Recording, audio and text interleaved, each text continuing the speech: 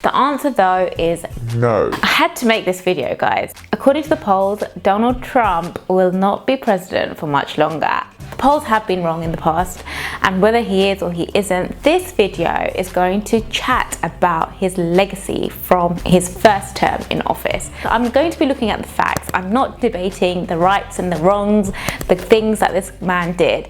It's quite interesting and good to know when our prosperity, our investments, wherever you're invested, is linked to the largest economy on planet Earth. Gosh, even for me, that sounds like a big statement. Hi, I'm Fifi, a mom, engineer and consultant living in London, and I make videos about saving money, investing, and understanding the economy to make better financial decisions. The question is, how has the president done overall? Let's sprinkle some facts, and remember guys, this video is all about the facts over President Trump's first term and highlight some of the positives and negatives from an economic and investing perspective. He has made politics very interesting on this side of the pond. Let's start there.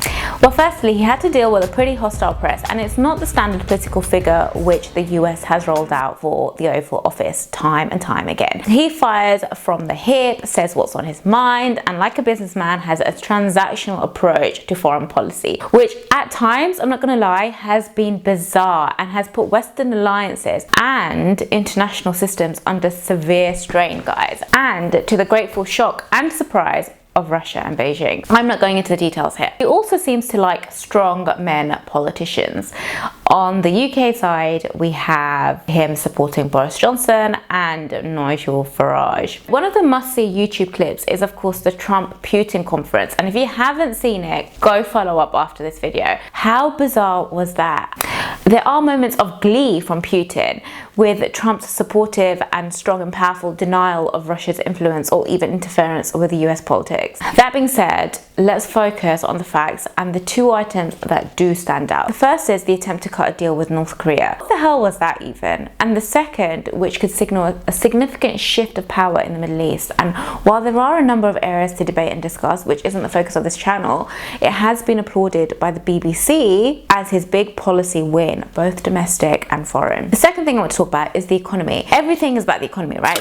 Pre-COVID, he does have a strong claim of a positive economic legacy, and why polls did say he would have won a second term if the virus had not struck. Like, what? Now, of course, many would argue that he inherited a growing economy.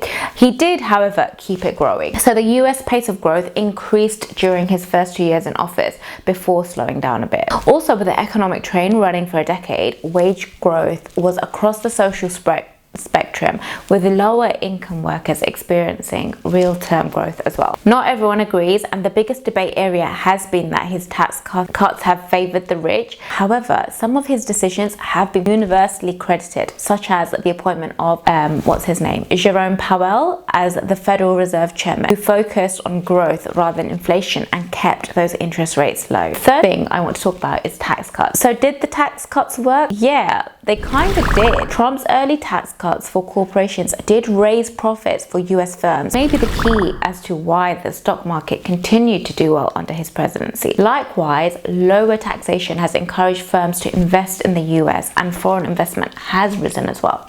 However, there's always going to be a however, guys.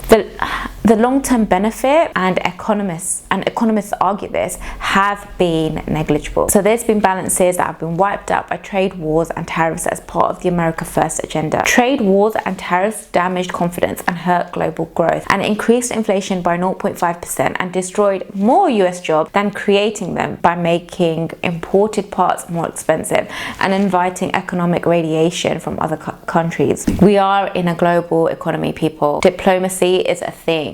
Get that message across. The next thing I do want to talk about is deregulation. Well, this is kind of interesting. It has been described as a bonfire of red tape. Well, at least we get to see some fireworks somewhere, considering we aren't allowed any displays this year. Anyway, Trump has eliminated 51 billion of regulatory costs between 2016 and 2019, and that does sound like a lot, but it isn't. It's about 0.2% of US GDP for 1 year. Also, regulation is normally put in place to protect the public. It's all orchestrated as a public good, and we don't really know the value of the public good lost through easing or killing of regulation, nor has deregulation had a demonstrable impact on investments, on business investments rather. So now Trump does deserve a little bit of credit for steady growth and the best labor market in years, but it's not because of Trumponomics. It's a new magic of economic management. The skill here has been not to disrupt momentum and having policies that support his rhetoric. The fifth thing that we want to talk about is public finances. It's a tricky one to discuss here as the pandemic has forced all governments to take on more debt. So the US deficit has grown steadily to around about 3.3 trillion or 16% of GDP, which is the highest since World War II.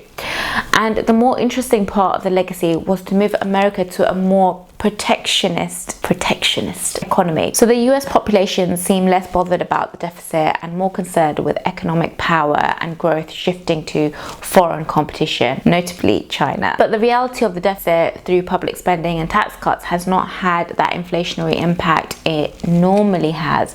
And so the Democrats, were they to be in power for the next term, would be in the comfortable position to easily deflect attacks on spending and tax policy. So the billion-dollar question, or is it really, does Trump deserve a second term? Well, it's a divisive topic and there are some heated debates on this. I'm not going into all of that here, guys, remember. The answer though is no. Based on the economics and also the handling of the virus and the failure to contain it and manage it, the human and economic catastrophe that has arisen and will continue for some time yet. It is an election year, and so he first tried to ignore it and then played the blame game, but all the while missing the opportunity to put in strategies to control the virus.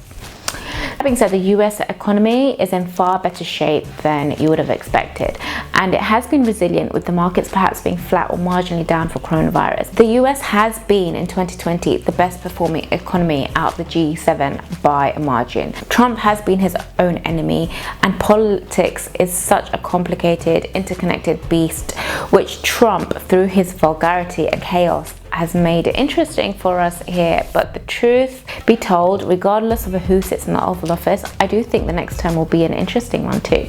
So there you have it, a quick snapshot of Trump's 4 years.